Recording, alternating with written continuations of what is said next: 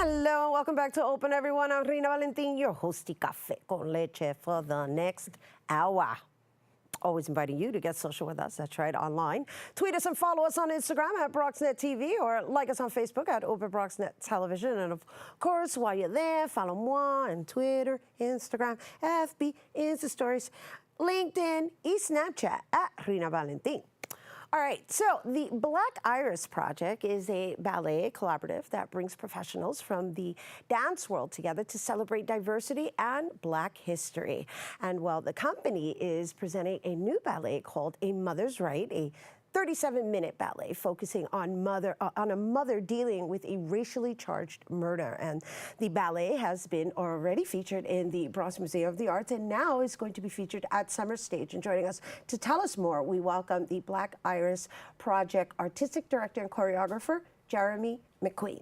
Hello and welcome. Hi, good morning. Thank you for having me. Good morning, and thank you for being here. So, this amazing project that I was just skimming through all night last night. It's very, very fascinating because the social consciousness that's motivating your choreography, it kind of, it's there. And while because it's in dance form, we don't necessarily know what the story is. It's felt. And so if you would be so kind as to just give us a little background on how it is that you choose your topics and why this particular one at this time. Yeah, absolutely. A lot of the work that I create revolves around either experiences that I've gone through or things that I've observed within the communities or people that I've been close with.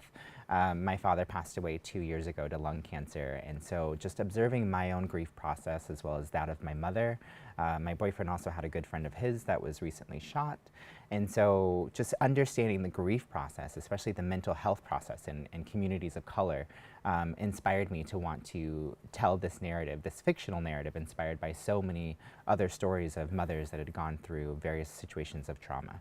I like that you chose to just mention mental health because I'm a mental health awareness advocate, and I believe that that is the biggest disease we suffer from here as human beings. You know, I want to, obviously we're in the United States and we have a really big problem here, but in general, that's pretty much the core to all of this violence and drug use and everything. Yeah. I mean, mental health, especially access to mental health for communities of color.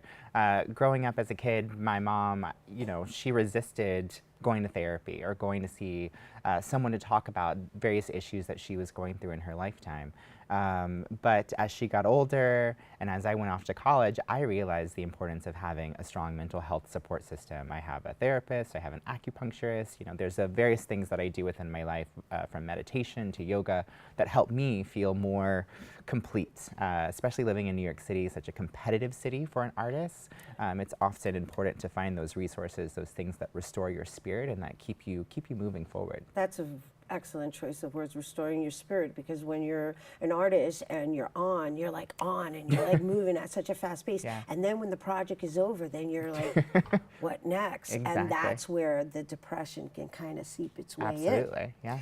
And that, I believe, pertains to a lot of people in different aspects of their lives. And just to know, to be aware is really the first step. And, Absolutely. And so this artwork and this art form that you've chosen to convey these messages in just bringing consciousness into just the reality that we're still living in an era where unfortunately the color of our skin plays a role in the way we are dealt with. Absolutely. Stephon Clark was shot and killed when we were in the process of creating this work at the Bronx Museum. And that really just kind of shook us up and informed our creative process. We've done a lot of research of various mothers and various circumstances that have happened throughout history, including Mamie Till losing her son, Emmett Till. And we created a fictional story. I collaborated with an incredible playwright named Angelica Shetty, and we created a fictional story that kind of outlines one Harlem mother's journey through several stages of grief as she tries to rebuild her strength to take on this new life as being a champion for not only her son that passed away, but for other children that continue to not find justice for their murders. Yeah, and also just the media fixation that happens when these kind of incidents occur. Absolutely. And the what I appreciate about your storytelling is how she is struggling with the fact that now all of a sudden she's like the superstar Yeah. based on her son's death. And so that it's almost like that's like an oxymoron, you know? Absolutely. To be thrust into the spotlight so, unwillingly, to go just from being a normal person walking down the street to all of a sudden having everyone know your story or know who your son is and having pictures and hashtags with your last name circulated.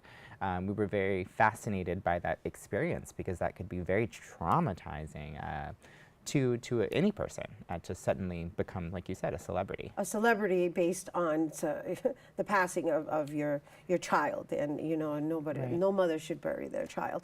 And so I believe we have some clips of your artwork, your art form, and I say it because it's really because there are little hidden innuendos within. It's a ballet, but it's a ballet danced by a solo artist, right? Which is very rare. Yeah.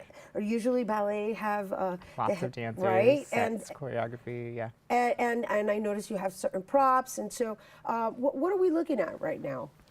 So this is my dancer, Courtney Celeste. She's a professional dancer with the Alvin Ailey American Dance Theater. This is just the beginning of our ballet.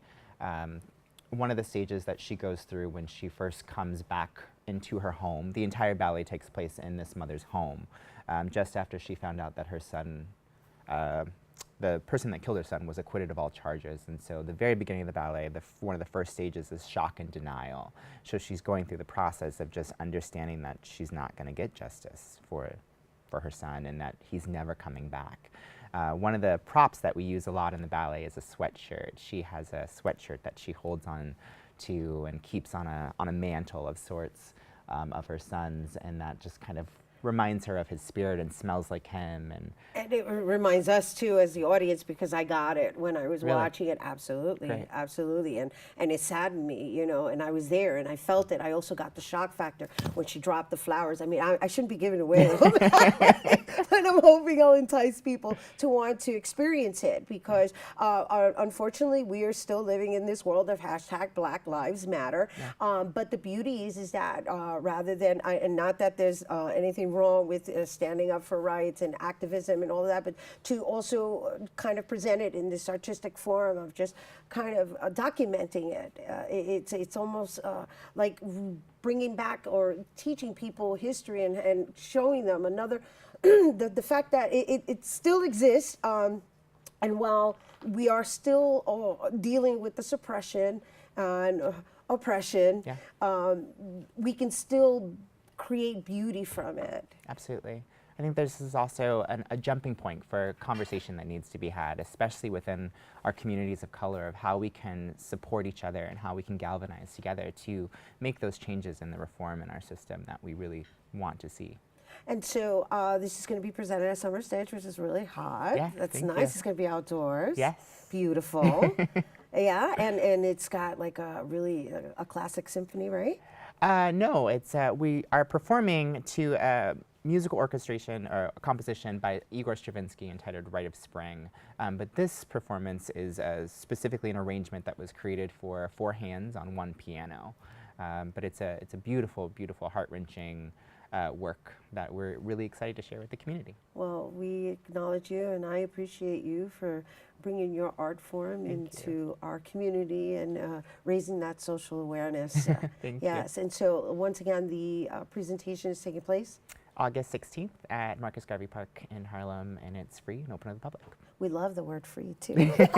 Jeremy, thank you so much. Thank you for having Jeremy McQueen. And once again, you guys, the Mother's Rite Ballet will be performed at Summer Stage on August 6th. And the upcoming, for more information on the upcoming performances, make sure to visit blackirisproject.org. That's blackirisproject.org. All right, we have to take a quick break, but when we return, we'll learn about a beauty company that celebrates women. Don't go anywhere.